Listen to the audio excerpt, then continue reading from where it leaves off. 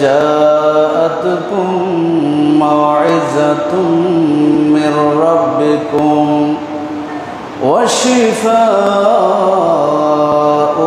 لما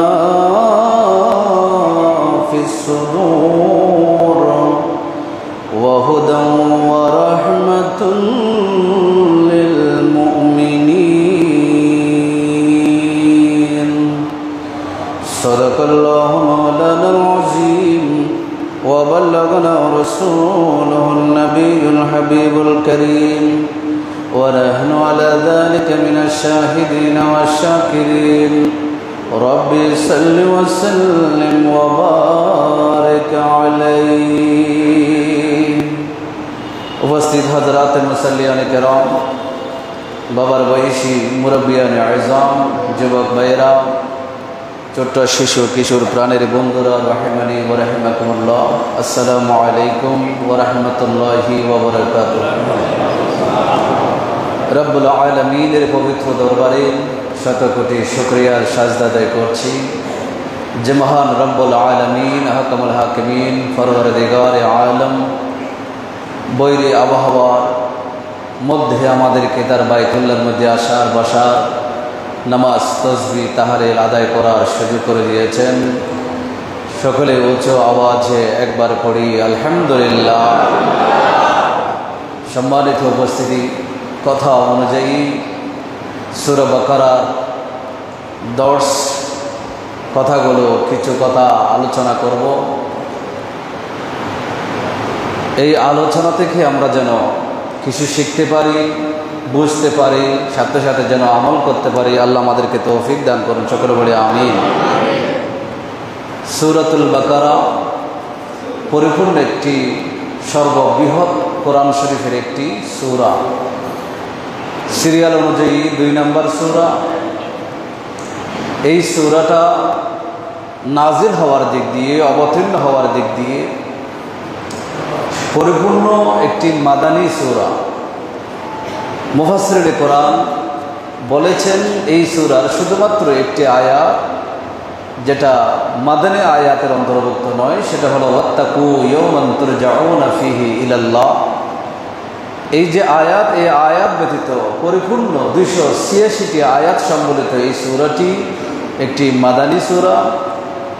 এই সূরার ভিতরে তাফসীর করতে গিয়ে উলামায়ে কেরাম বলেছেন অসংখ্য বিধিবিধান, বিশেষ করে 1000 আল্লাহর আদেশ এই সূরার ভিতরে আছে, 1000 নিষেধাজ্ঞা আছে, শরীয়তের 1000-এর উপরে বিধান এই সূরার ভিতরে আল্লাহ তাআলা দিয়েছেন। যারা বলে সুবহানাল্লাহ।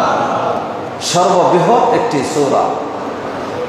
আল্লাহ পাক রব্বুল আলামিন আহকামুল হাকিমিন যে কোরআন আমাদেরকে দিয়েছেন,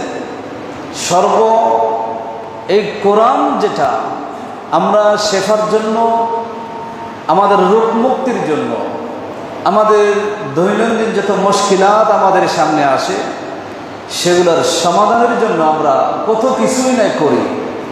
কখনো ডাক্তারের কাছে যাই, অনেক সময় কখনো বৈদ্যের কাছে যায়, অনেকে যেগুলো আসলে শরীয়ত সম্মত নয়, অনেকে অনেক ধরনের মাধ্যম আমরা অবলম্বন করি। কিন্তু আল্লাহ তাআলা তার কোরআনুল কারীমের মধ্যে ইরশাদ করেছেন, যেই কোরআন আমি তোমাদেরকে দিয়েছি, এই কোরআন তোমাদের যত ধরনের সমস্যা আছে সব কিছুর সমস্যার সমাধান আমি আল্লাহ এই কোরআনের ভিতর দান করেছি। যারা বলে সুবহানাল্লাহ। শুধু বিষয়টা হলো যে যতটুকু অনুধাবন করতে পেরেছে, যে যতটুকু ধারণ করতে পেরেছে, সে ততটুকু উপকার লাভ করেছে। এক্সাম্পল স্বরূপ আমি আপনাদেরকে বোঝানোর জন্য বলছি, এই যে আবহাওয়া খুবই উষ্ণ, আমরা সবাই হাহাকার, যেদিকে যায় সেদিকে আমরা হাহাকার দেখতেছি, প্রচণ্ড গরম, আসলে প্রচণ্ড গরম। কিন্তু এই যে উষ্ণ আবহাওয়া, যেটা উষ্ণতা, এটা কিন্তু আমাদের কারণেই কিন্তু সৃষ্টি হয়েছে, এটা আমাদের কারণে। আপনি যখন গ্রামে গঞ্জে যাবেন, গ্রামে যখন আপনি যাবেন, যেখানে বিশাল গ্রাম, বিল আছে, ক্ষেত খামার আছে, গাছপালা আছে, সেখানে আপনি দেখবেন সেখানে এসির বাতাসের মতো হাওয়া, লু হাওয়া, ঠান্ডা বাতাস সেখানে বয়ে যাচ্ছে। আপনি এখনই গিয়ে দেখেন সেই গ্রামে গঞ্জে যেখানে গাছপালা আছে, সেখানে আপনি গিয়ে দেখেন সেখানকার আবহাওয়া আমাদের এই শহরের যে বিশাল অট্টালিকার মধ্যে যেখানে আমরা বসবাস করছি, বিলাসবহুল ভবনে, বহুতল ভবনে আমরা যেখানে বসবাস করছি, এই আবহাওয়ার সাথে সেই গ্রামের আবহাওয়ার সাথে কোনো মিল নেই। গ্রামে এই আবহাওয়া কোত্থেকে আসলো? আল্লাহ এই আবহাওয়াটা সব জায়গার জন্য দিয়েছেন, কিন্তু আমাদের কারণে, আমরা পরিবেশটাকে পরিবর্তন করার কারণে আজকে আমাদের এই অবস্থা হয়েছে। আরেকটা বিষয় আপনারা খেয়াল করবেন, আমরা এখন অনেকে সালাতুল ইস্তিসকা পড়ে দোয়া করতেছেন আল্লাহর কাছে, না আপনাদেরকে বৃষ্টি দাও, আমরা দোয়া করতেছি, দোয়ার ব্যবস্থা করতেছি, কত কিছুই না আমরা করছি। কিন্তু আপনি কি জানেন গ্রামের হাজার হাজার কৃষক, তাদের আর্তনাদ নিষ্পাপ, সেই কৃষকদের আর্তনাদ হলো আমাদের ক্ষেতের পাকা ধান যেন আমরা গড়ে তুলতে পারি, কোনো বৈরী আবহাওয়ার শিকার যেন আমাদের হতে না হয়। বাতাস, ঝড়, তুফান, বৃষ্টি সেগুলো আসার আগেই যেন আমরা আমাদের পাকা ধান গড়ে তুলতে পারি। এখন চিন্তা করে দেখুন, সেই গ্রামের নিষ্পাপ কৃষকরা দোয়া করছে বৃষ্টি যেন এখন না নামে, আর আমরা বিশাল অট্টালিকায় বসে সুদের টাকা, ঘুষের টাকা খেয়ে নিজের পুরা শরীরটাকে হারামে গঠন করে আমরা ইস্তিসকার নামাজ পড়ে দোয়া করতেছি, আল্লাহ বৃষ্টি দাও। তো কোনটা কবুল হবে আল্লাহর কাছে মনে হয়? এটা বাস্তবটা আপনাদের সামনে তুলে ধরছি, দোয়া করতে নিষেধ করছি সেটা নয়, এটা বাস্তব চিত্র হলো, সেটা আমাদেরকে বুঝতে হবে। সুতরাং আমি সেদিকে যাচ্ছি না, আমার যত সমস্যা আছে সবগুলোর সমাধান কোথায় দেওয়া আছে? কথা বলেন না, কোথায় দেওয়া আছে? কোরআনে দেওয়া আছে। সেই কোরআন আমাদের অনুধাবন করতে হবে, সেই কোরআন আমাদেরকে বুঝতে হবে, সেই কোরআন আমাদেরকে মানতে হবে। তখন সেই যত ধরনের সমস্যা হতে পারে সব সমস্যাগুলোর সমাধান আমরা আমাদের জীবনে পেয়ে যাব।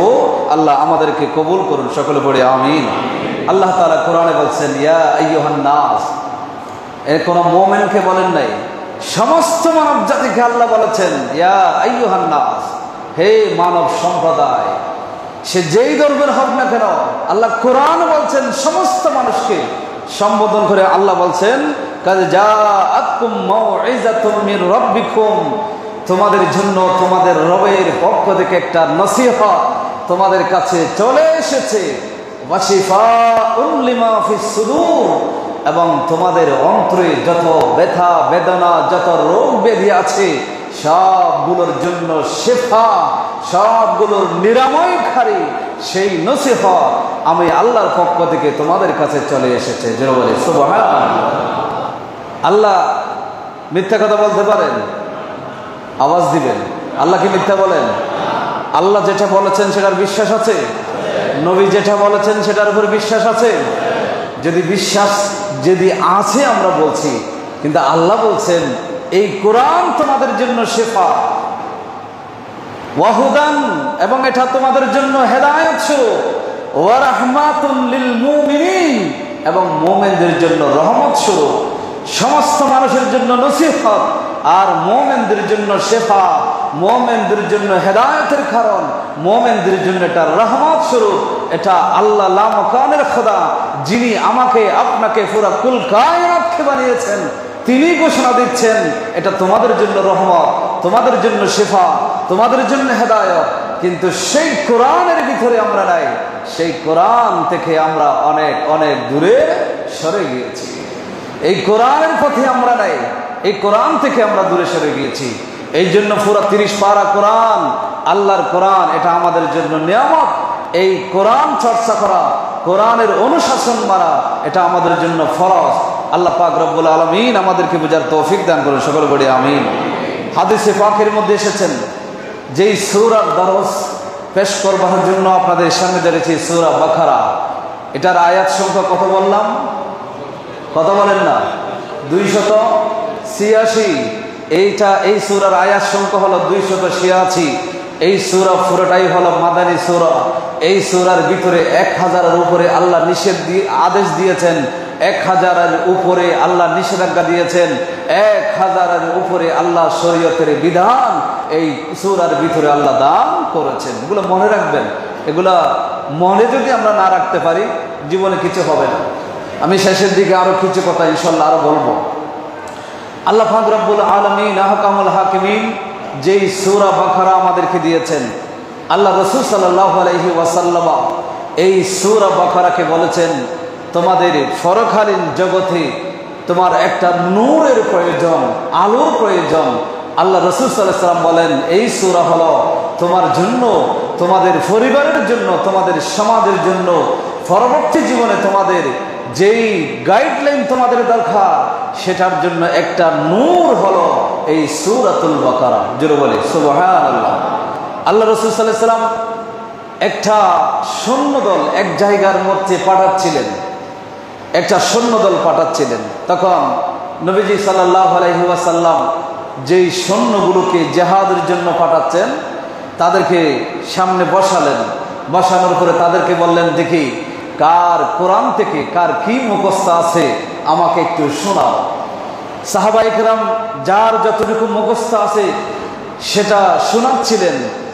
আর একজন সাহাবা সবাই শোনালেন, কিন্তু আরেকজন ছোট্ট একজন সাহাবা, যেটা বয়সে কম ছিল, সেই সাহাবাকে যখন শোনাতে বললেন, তিনি কোরআন তেলাওয়াত করে শোনালেন।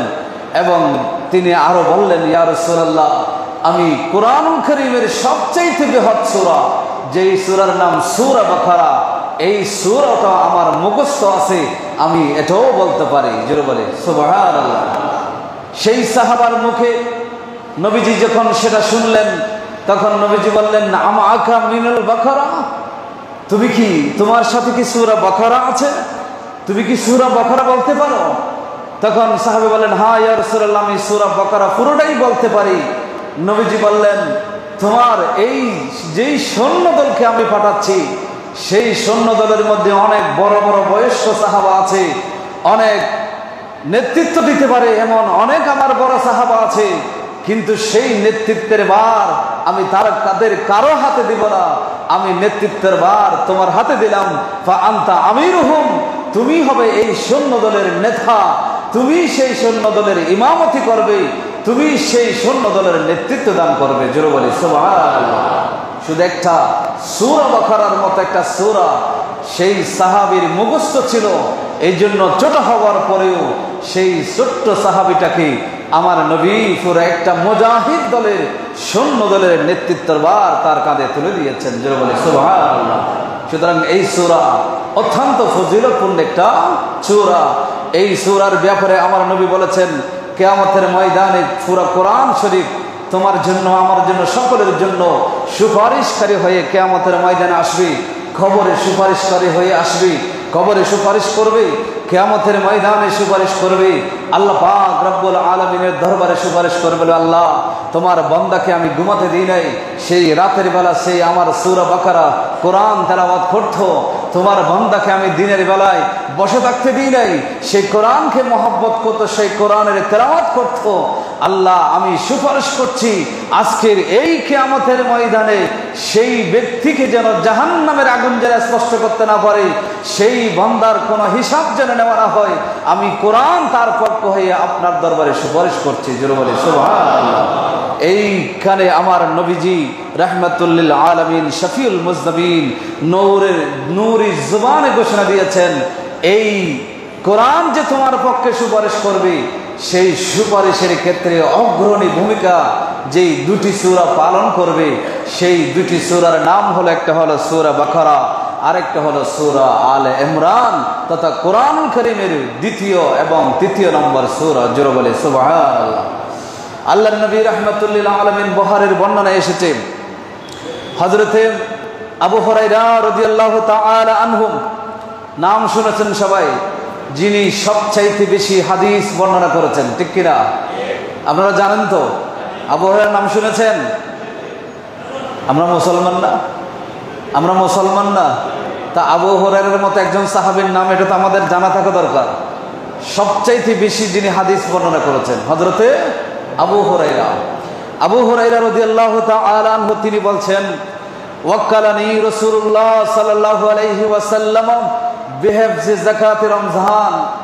রমজান, মাহে রমজানের যাকাত, ফিতরা, এগুলো যেই বাইতুল মালে যেখানে রাখা হয়েছে সেই যাকাতের মালগুলো সংরক্ষণ করার জন্য, সেগুলো পাহারা দেওয়ার জন্য, রাতের বেলা পাহারা দেওয়ার জন্য আল্লাহ রাসূল সাল্লাল্লাহু আলাইহি ওয়াসাল্লাম আমাকে দায়িত্ব দিয়েছেন। জোরে বলে সুবহানাল্লাহ। আবু হুরায়রা বড় লোক ছিলেন না গরিব লোক ছিলেন জানেন না? আবু হুরায়রা ছিল সবচেয়ে গরিব একজন সাহাবী। মসজিদে নববীর বারান্দায় পড়ে থাকতেন। সাহাবায়ে কেরাম হাদিয়া সাদকা কিছু দিলে সেখান থেকে খেতেন, পারলে খেতেন, না পাইলে নাই। কোনো পরিবার ছিল না। এরকম সবচেয়ে গরিব সাহাবী যেই 70 কিংবা 80 জন ছিল, তাদের অন্যতম ছিল হযরতে আবু হুরায়রা। এই আবু হুরায়রা রাদিয়াল্লাহু তাআলা আনহুকে দায়িত্ব দেওয়া হলো রমজান মাসে ফিতরা যা উঠেছে সেগুলো রাতের বেলা সেগুলো কি দেওয়ার জন্য? পাহারা দেওয়ার জন্য। একজন গরিব মানুষকে পাহারা দেওয়ার দায়িত্ব দেওয়া হলো। তিনি সেখান থেকে নিজের পকেটে নিয়েছেন? কোনো বর্ণনা আছে? নেন নাই। কারণ নবীর আদর্শ ছিল পকেটে নেওয়া, তাদের অভ্যাস ছিল না। নবী যেটা দায়িত্ব দিয়েছেন সেটা পালন করা, এটাই তাদের মূল দায়িত্ব ছিল, এটাই তারা করতেন। সেই আবু হুরায়রা রাদিয়াল্লাহু তাআলা আনহু তিনি বলছেন, আমি যখন রাতে পাহারা দেওয়ার জন্য সেই আল্লাহ রসুলের সেই বাইতুল মালের মধ্যে যখন সেখানে দরজায় যখন বসে থাকলাম, রাতে ঘুম নেই, পাহারা দিচ্ছি, দেখলাম কোন দিকে একটা চোর এসে যে ওই আল্লাহ রসুল সাল্লাল্লাহু আলাইহি সাল্লামের জমাকৃত সেই সাদকাতুল ফিতরের সেখানে ঢুকে সেখান থেকে কিছু সাদকার সেই ফিতরা থেকে সেখান থেকে নিজের পকেটে প্রবেশ করাচ্ছে, পকেটে ঢুকাচ্ছে। আমি আবু হুরায়রা যখন দেখলাম তাকে জাপটে ধরলাম। যখন জাপটে ধরলাম, এই আল্লাহ রসুলের সেই বাইতুল মাল থেকে তুমি চুরি করছো, এটা বুখারীর বর্ণনা এসেছে, তুমি এখান থেকে চুরি করছো, তোমাকে আমি ছাড়তে পারবো না, তোমাকে সকাল হলে আমি আল্লাহ রসুল সাল্লাল্লাহু আলাইহি ওয়াসাল্লামের দরবারে তোমাকে সুপর্দ করব। সেই চোর কান্না শুরু করে দিল, চোখের পানি ছেড়ে দিল, বলে আমার ছোট্ট ছোট্ট বাচ্চা আছে, পরিবার আছে, তারা না খেয়ে আছে, উপবাস আছে, তাদের খাবারের যোগান দিতে না পারি, শেষ পর্যন্ত অবাক হয়ে আমি এই সৎকার মাল থেকে চুরি করার জন্য এসেছি। ভাই, আমাকে আল্লাহ রসুলের দরবারে নিয়ে যেও না, আমি তোমার কাছে ক্ষমা চাচ্ছি, তুমি আমাকে ছেড়ে দাও। তখন আবু হুরায়রা তিনি দয়াবান ছিলেন, তার দিল নরম ছিল। সেই চোরের কান্নাকাটি দেখে আবু হুরায়রা তিনি চোরকে ছেড়ে দিলেন। পরের দিন যখন সকাল হলো, মসজিদে নববীতে নামাজ আদায় করবার জন্য গেলেন। ফরজ নামাজ আদায় করা হলো। নামাজের পরে নবীজি সাল্লাল্লাহু আলাইহি ওয়াসাল্লাম সমস্ত সাহাবাদের মাঝে জিজ্ঞেস করলেন, ইয়া আবু হুরায়রা আইনা আসিরুকা, যে আবু হুরায়রা রাতে তুমি যে চোর ধরেছিলা সেই চোর গেল কোথায়? সেই বন্দী কোথায়? যাকে তুমি বন্দী করেছিলা সেই বন্দির খবর কি? তার বিষয়ে তোমার কাছে কি আছে জানা। একটু চিন্তা করে দেখেন, আবু হুরায়রা ছিল বাইতুল মাল পাহারা দেওয়ার কাজে ছিল, আল্লাহ রাসূল সাল্লাল্লাহু আলাইহি ওয়াসাল্লাম সেখানে ছিলেন না। আল্লাহ রাসূল সাল্লাল্লাহু আলাইহি ওয়াসাল্লাম ছিলেন হুজরায়, মসজিদের পাশে হুজরায় ছিলেন। আবু হুরায়রা চোরকে ধরেছেন, আর চোর কি বলেছে, সেই চোরকে যে তিনি ছেড়ে দিয়েছেন সেটা পর্যন্ত আল্লাহ রাসূল সাল্লাল্লাহু আলাইহি ওয়াসাল্লাম ওই যে হুজরা থেকে বসে হুজরার মধ্যে শুয়ে আল্লাহ রাসূল সব কিছু দেখেছেন এবং সব কিছু জেনেছেন। জোরে বলে সুবহানাল্লাহ। এটা আল্লাহ রাসূলের শান ছিল।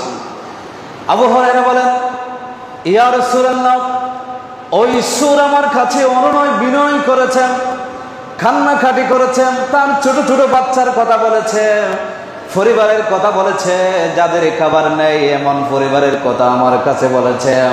এই জন্য আমি রাসূল তার কথার প্রতি ঝুঁকে পড়ে তার কান্নাকাটি দেখে আমার দয়া হয়েছে, এই জন্য আমি সেই সুরটাকে মুক্ত করে দিয়েছি।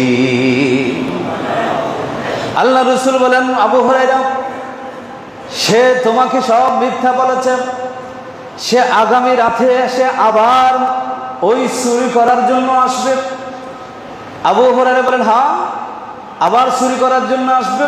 রাসূল বলেন, হ্যাঁ, সে আবার চুরি করার জন্য আসবে, তুমি সতর্ক থাকবে। আবু হুরায়রা বলেন, আমি কোমর বেঁধে বসে থাকলাম। আমি জানি আল্লাহ রসুল যেটা বলেছেন সেটা সত্য বলেছেন, কখনো মিথ্যা হতে পারে না। আল্লাহ রসুল বলেছেন চোর আবার আসবে, আজকে রাতে অবশ্যই আসবে, আজকে আসলে তাকে আর ছাড়বো না, ধরে সোজা আমার নবীর দরবারে নিয়ে যাব। আবু হুরায়রা বসে আছে। ঠিক সময় যখন রাত যখন গভীর হলো, চোর ঠিকভাবে ওই চুরি করার জন্য, বাইতুল মালের সম্পদ চুরি করার জন্য চলে আসলো। আবু হুরায়রা পিছন থেকে গিয়ে তাকে জাপটে ধরলো। ধরার পরে বলে, আল্লাহ রাসূল সাল্লাল্লাহু আলাইহি ওয়াসাল্লাম বলেছেন তুমি আবার আসবে, আমার নবী কখনো মিথ্যা বলতে পারে না, তোমাকে ধরার জন্য আমি বসে আছি, আজকে তোমাকে আর ছাড়বো না। সেই যখন আবু হুরায়রা যখন তাকে পাকড়া করলো, চোর বলতে লাগলো, ভাই আমাকে একটু ছেড়ে দাও, আমার পরিবার পরিজন না খেয়ে আছে, উপবাস আছে, আমি যদি যেতে না পারি আমার পরিবার মারা যাবে, আমার পরিবার কষ্ট পাবে, ছোট ছোট বাচ্চারা, মাসুম বাচ্চারা কষ্ট পাবে। এইভাবে অনুনয় বিনয় করলো। এটা করার কারণে ঠিক আগের মতো আবু হুরায়রার দয়া হলো। আবু হুরায়রা বলেন, তাকে ছেড়ে দিলেন, তাকে আবার ছেড়ে দিলেন। যখন পরের দিন ফজরের নামাজ পড়তে গেলেন, নবীজি জিজ্ঞেস করলেন নামাজের পরে, ইয়া আবা হুরায়রা আইনা আসিরুকা, ও আবু হুরায়রা, তোমার বন্দিটা কোথায়? তুমি যাকে বন্দি করেছিলে সেটা কোথায়? আবু হুরায়রা বলেন, ইয়া রাসূলুল্লাহ, সে আমাকে খুব অনুনয় বিনয় করেছে, আর আসবে না বলেছে, সে আর চুরি করবে না বলেছে, এই জন্য আমি তাকে ছেড়ে দিয়েছি। তখন আল্লাহ রাসূল বলেন, সে মিথ্যা বলেছে, সে আগামী রাত্রে সে আবার চুরি করার জন্য আবার আসবে। আবু হুরায়রা বলেন, সে যদি আবার আসে আমি আর কখনো তাকে ছাড়বো না, তাকে ফিসপা করে বেঁধে, হাতগুলো পিছন দিয়ে বেঁধে আপনার কাছে নিয়ে আসবো। ঠিক আবু হুরায়রা যখন বাইতুল মাল পাহারা দেওয়ার কাজে নিয়োজিত, রাত হলো, সেই চোর চুরি করার জন্য আবার আসলো। সেই চোর যখন চুরি করতে শুরু করলো, আবু হুরায়রা তাকে জাপটে ধরে রশি দিয়ে বেঁধে ফেললো।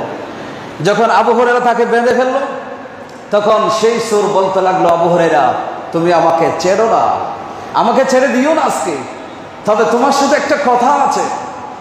বলে, কিসের কথা? সেই চোর বলে, আবু হুরায়রা, আমাকে ছেড়ো না, তবে তোমাকে আমি এমন একটি দোয়া শিখাই দিব, যেই দোয়াটা পরে যখন তুমি রাতের বেলা ঘুমাইবা, তখন তোমার ঘরে চোর নয়, ডাকাত নয়, কোনো কিছু তোমার ঘরে প্রবেশ করতে পারবে না।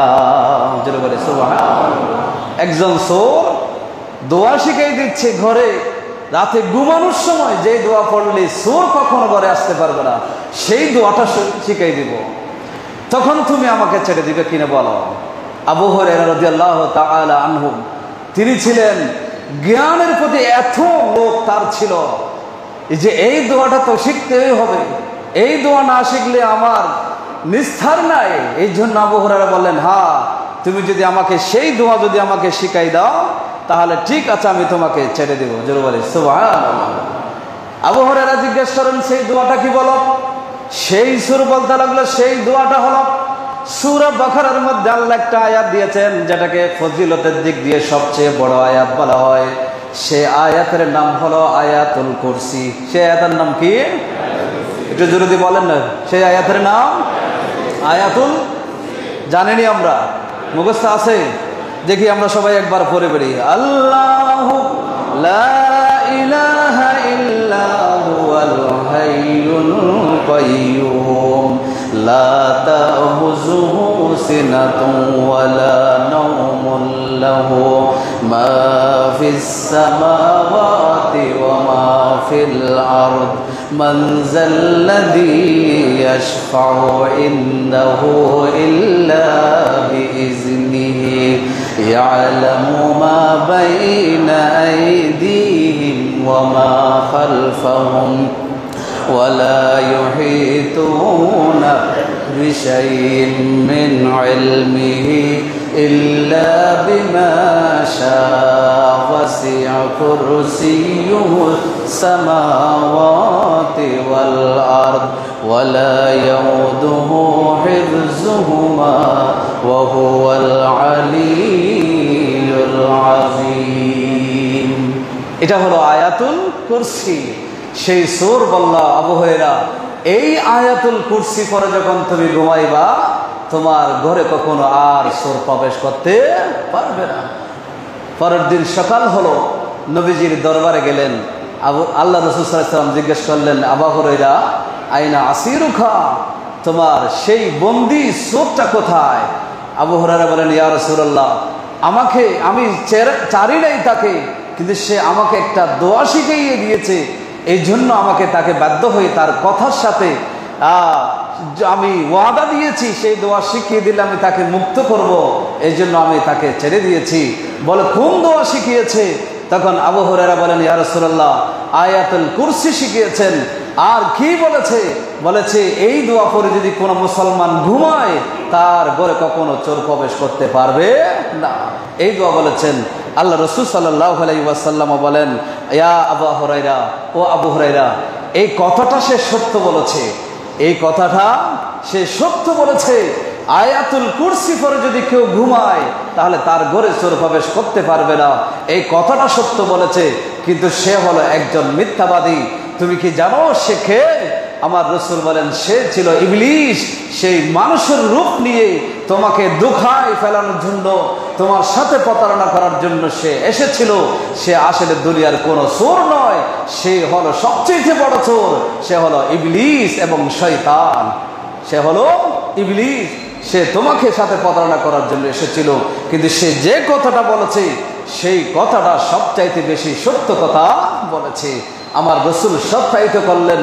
সুতরাং এই সূরা বাকারার ভিতরে যে আয়াতুল কুরসি নামক একটি আয়াত আছে, এই আয়াতটা যদি কোনো মুসলমান রাতে ঘুমানোর সময় তেলাওয়াত করে, কারো দোকান আছে, দোকান বন্ধ করে দোকান থেকে বাসায় চলে যাবেন, সেই দোকানে তালা লাগিয়েছেন, কিন্তু তালা লাগানোর সময় আপনি যখন সেই আয়াতুল কুরসি পড়ে তেলাওয়াত করবেন, আল্লাহ পাক রব্বুল আলামিনের পক্ষ থেকে সেই দোকানের হেফাজত করার জন্য, আপনার মালামালের হেফাজত করবার জন্য ফেরেশতা নিয়োজিত হয়ে যায়, যারা আপনার সেই দোকান, ঘর, বাড়ি সেগুলোকে কি করে সংরক্ষণ করে, হেফাজত করে। আল্লাহ আমাদেরকে আমল করার তৌফিক দেন, আমরা সকলে বলি আমিন।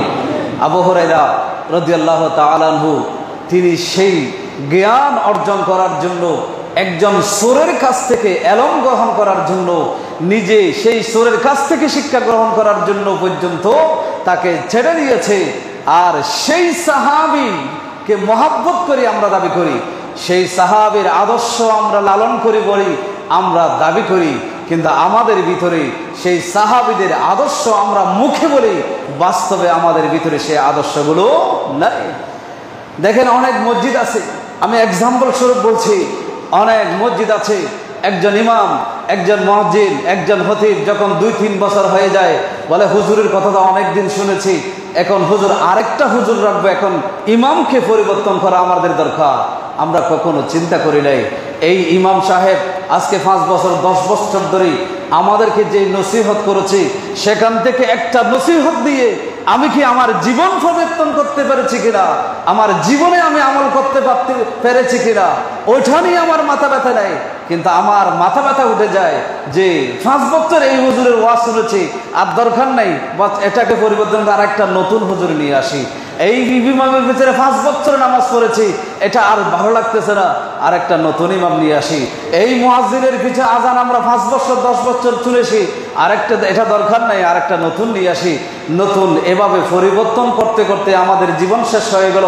কত প্রজন্ম আমাদের জীবন থেকে চলে গেল, কত প্রজন্ম মসজিদ আছে, ইমামও একজন আছে, খতিবও আছে, কিন্তু কত প্রজন্ম আমাদের থেকে বিদায় নিল।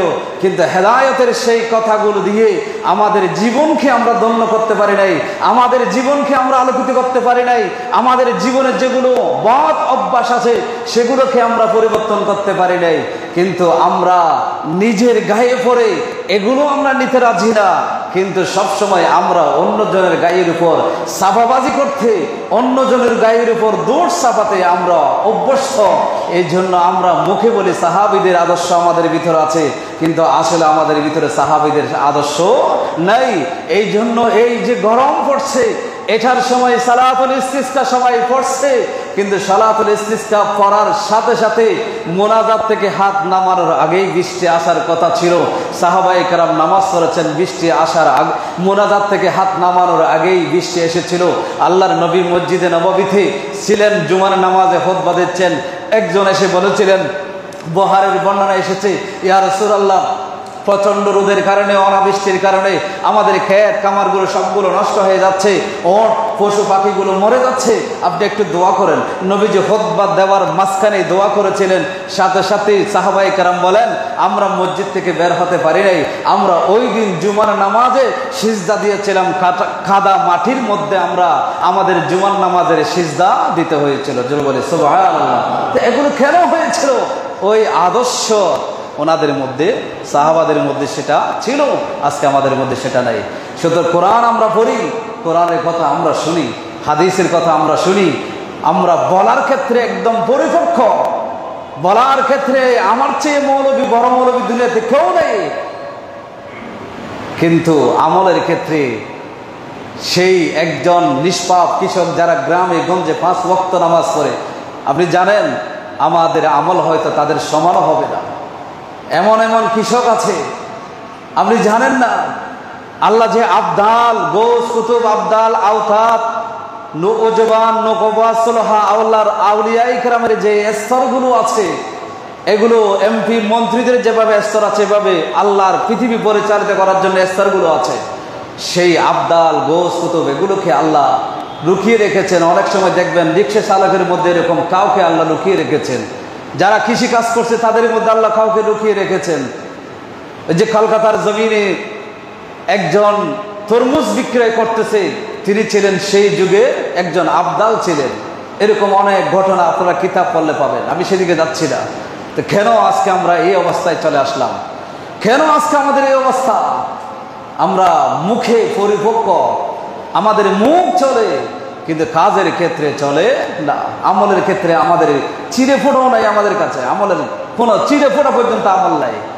ইমাম আজম আবু হানিফার আজকে সমালোচনা করে ইমাম আজমের জীবনী পড়ে দেখেন, ইমাম আজম কোনোদিন কথা বলতেন না। ইবাদত এবং ছাত্রদেরকে পড়ানো, এই কাজে সারা জীবন তিনি কাটিয়ে দিয়েছেন। সেই ইমাম আজম কোনোদিন কথা কম বলতেন, কাজ বেশি করতেন। আজকে আমরা কথা বলি, মিডিয়ার মাধ্যমে হোক, মিডিয়া ছাড়া হোক, আমরা কথা বলতে বলতে মানুষদেরকে এটা করেন, এটা করেন, উপকার হবে, কিন্তু যিনি বলতেছেন তিনি নিজেই সেটার উপর কি করে না, আমল করে না। শুধু ভাইরাল হওয়ার জন্য, এই যে ভাইরাল বক্তা হওয়ার জন্য, শুধু দাওয়াত পাওয়ার জন্য, ওই যে মানুষের পকেটের প্রতি মুখামুখি হওয়ার জন্য শুধু আমরা এই কাজগুলো করে যাচ্ছি। আজকে যেই প্রোগ্রামগুলো করছে, যে কোনো একটা ইস্যুকে বানিয়ে প্রোগ্রাম করানো হচ্ছে, সেই প্রোগ্রামটা করা হচ্ছে নিজেকে ভাইরাল করার জন্য। তো সেখানে দোয়া করলে কি আল্লাহ কবুল করবেন? কথা বলেন না। সেখানে দোয়া করলে আল্লাহ কবুল করবেন? জীবনও দোয়া কবুল হবে না, কারণ আমার নিয়তটাই তো শুদ্ধ নাই, আমার নিয়তটাই তো অশুদ্ধ, নিজেকে ভাইরাল করার জন্য করছি। এগুলো বাদ দেন, এগুলো সব বাদ দেন, ভাইরাল হওয়া বাদ দেন, আমি সব কিছু এগুলো বাদ দেন। যে যেখানে আছেন সেখান থেকে খেদমত করার চেষ্টা করেন। একটা হাদিস সেটা আপনি প্রচার করেন, সেটা আপনার পরিবারকে বলেন, আপনার আত্মীয় স্বজনকে বলেন, একটা সুন্নতের কথা বলেন, সার জীবনে যদি সেটা আমল করাইতে পারেন 100 শহীদের সওয়াব আপনার আমলনামায় সেটা চলে আসবে। তো সেটা না করে আপনি শুধু লেকচার দেওয়াতে আছি, আমলের মধ্যে আমরা নাই। আল্লাহ সাহাবীদের জীবনী, এগুলো আমাদের দরকার। যাই হোক, আমি যে কথা বলছিলাম সূরা বাকারার এই ফজিলত, যে সূরা বাকারার ভিতরে আয়াতুল কুরসি, যেটা ঘুমানোর সময় পড়লে সারা রাত আল্লাহ আপনার ঘরটাকে পাহারা দিবেন, আপনার ব্যবসা প্রতিষ্ঠানকে আল্লাহ পাহারা দিবেন। সুতরাং এই আয়াতুল কুরসি আরো ফজিলতের মধ্যে আছে। আসরের নামাজের পরে, ফজরের নামাজের পরে, আসরের নামাজের পরে কেউ যদি ফরজ নামাজের পরে আয়াতুল কুরসি এটা যদি কেউ পড়ে, তারপরের দিন ফজর পর্যন্ত আল্লাহ তার জীবনটাকে আল্লাহ হেফাজত করবেন। সুবহানাল্লাহ। ফজর নামাজের পড়লে সারাদিন তাকে হেফাজত করবেন। বলে সুবহানাল্লাহ। সূরা বাকারা, কেউ যদি এই সূরা বাকারা তার ঘরের মধ্যে ডেইলি তেলাওয়াত করে, একদিন তেলাওয়াত করলে 3 দিন পর্যন্ত শয়তান আপনার ঘরে আসতে পারবে না। আজকে আপনি ঘরে, বাংলাদেশের সেই প্রত্যেকটা ঘরে ঘরে দেখেন, আদালতে আপনি যারা আদালতের খোঁজখবর রাখেন, বিশেষ করে পত্র পত্রিকায় আসে যে আদালতের মধ্যে এখন অনেকগুলো কেস বেড়ে গেছে, সেগুলো হচ্ছে ডিভোর্সের কেস, তালাক হওয়ার কেস, তালাক এগুলো বেশি হচ্ছে। কারণ তালাক হয় থেকে স্বামী স্ত্রীর বনি বলা হচ্ছে না, মনোমালিন্য থেকে তালাকের বিষয়টা আসছে। এগুলো কেন আসছে? আপনি কোরআনের তেলাওয়াত আপনার ঘরে নেই সেই জন্য। কারণ আপনার কিতাবের মধ্যে এসে, হাদিসের কিতাবের মধ্যে এসেছে, যেই ঘরের মধ্যে যখন সূরা বাকারা যখন তেলাওয়াত করা হয়, সেই ঘরের ভিতরে 3 দিন পর্যন্ত শয়তান কাছে আসতে পারে। শয়তান যখন কাছে আসতে পারে না, তখন স্বামী স্ত্রীর মাঝখানে ওয়াসওয়াসা শয়তান দিতে পারে না। স্বামী স্ত্রীর মধ্যে অনেক সময় কথা হয়, সেই কথার মাঝে যখন রাগারাগি হয়, তখন স্বামী স্ত্রী যে কোনো একজনকে টান্দা থাকতে হয়। ইসলাম সেটা শিখিয়েছেন। স্ত্রী অনেক সময় তার অনেকগুলো কথা বলবে, স্বামীর দায়িত্ব হলো তখন চুপ করে শোনা। কিন্তু অনেক সময় আপনার ঘরে যখন কোরআনের তেলাওয়াত হয় না, সূরা বাকারার যখন তেলাওয়াত হয় না, তখন স্বামীর মাথাটা গরম করে দেয়, অথবা স্ত্রীর মাথাটা গরম হয়ে যায়। এই গরমটা আসে শয়তানের পক্ষ থেকে। তখন এই উভয়ের গরমের কারণে সংসারের মধ্যে বিচ্ছেদ হয়, সংসারের মধ্যে মনোমালিন্য হয়, দূরত্ব সৃষ্টি হয়। তখন সংসারের মধ্যে আগুন লাগে। এই আগুন সেই সংসারের মধ্যে লাগবে, সেই সংসার আর মানুষ শান্তিতে ঘুমাতে পারে না, শান্তিতে বসবাস করতে পারে না। অশান্তি সেই সংসারের মধ্যে লেগে থাকে। আল্লাহ রাসূল সাল্লাল্লাহু আলাইহি ওয়াসাল্লাম বলেছেন হাদিসে পাকের মধ্যে, কোন মুমিন একটা ঘরের মধ্যে সূরা বাকারা পড়লো, শুধু এতটুকু নয়, সূরা বাকারার শেষ 3টি আয়াত আছে, আমার রাসূল এখান থেকে শুরু করে সেটা বলল, আয়াতুল কুরসি পড়ল। এই আয়াতগুলো সে যদি তার ঘরের মধ্যে যদি তেলাওয়াত করে, তার ঘরের মধ্যে শয়তান আসতে পারে না।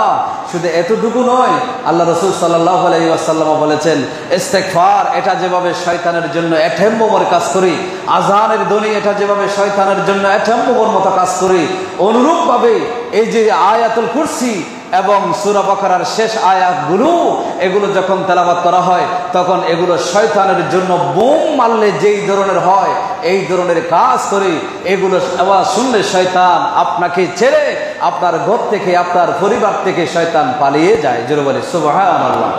সুতরাং এই জন্য আজকে এই জুমাটা শুধু ফজিলতের কথা বলছি, এরপরে আমরা শিক্ষণীয় বিষয় যেগুলো আসছে সেগুলোর উপর আলোচনা ইনশাআল্লাহ ধারাবাহিকভাবে হবে।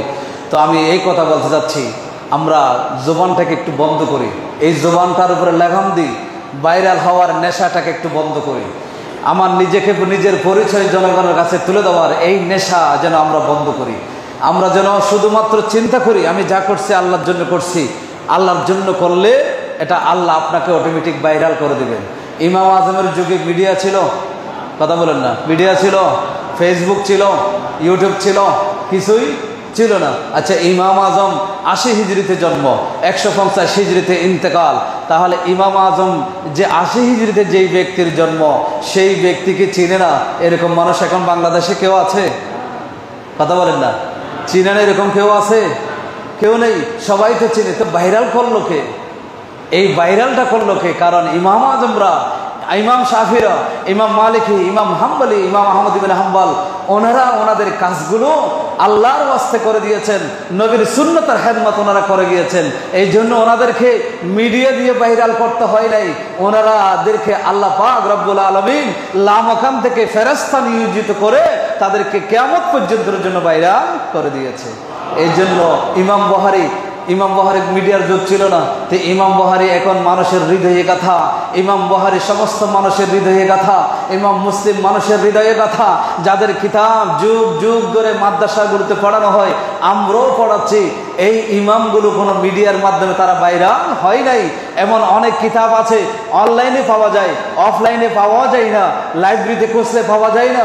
এরকম অনেক কিতাব আছে যেগুলো আমাদের বাংলাদেশে নেই, হয়তো আরব আমিরাতে, এরকম বিদেশের জমিনে আছে, এরকম রাশিয়ার মধ্যে আছে, খোরাসানে আছে, এরকম অনেক কিতাব আছে যেই কিতাবগুলো নেই। কিন্তু ওনাদের লেখকগুলো ঠিক আমাদের কানে কানে তাদের আওয়াজ আল্লাহ তাআলা পৌঁছে দিয়েছেন। সুতরাং এই নেশাগুলো বাদ দিয়ে আমাদের দরকার, যতটুকু শুনেছি ততটুকু নিয়ে আমল করার চেষ্টা করা। সুতরাং আজকে আমরা যা আলোচনা শুনেছি সেই আলোচনাগুলো আমল করবেন তো আপনারা? একটা আওয়াজ দিয়ে বলে আমল করবেন না কষ্ট হবে? ফজরের নামাজের পরে পড়বেন, যে আসরের নামাজের পরে পড়বেন, তারপরে হচ্ছে রাতে ঘুমানোর সময় পড়বেন, বিছানায় যখন শুতে যাবেন তখন আয়াতুল কুরসি পড়বেন, সূরা ফাতিহা পড়বেন, সূরা নাস ফালাক এগুলো পড়বেন, হাতে ফু দিয়ে শরীরে মালিশ করে দিবেন, নিরাপদে রাত আপনার অতিবাহিত হয়ে যাবে। এটা ব্যবস্থা করে দিবেন আল্লাহ। কে ব্যবস্থা করবেন? আল্লাহ। এই জন্য আমাদেরকে সে আমলগুলো করতে হবে। আল্লাহ আমাদেরকে বলার বুঝা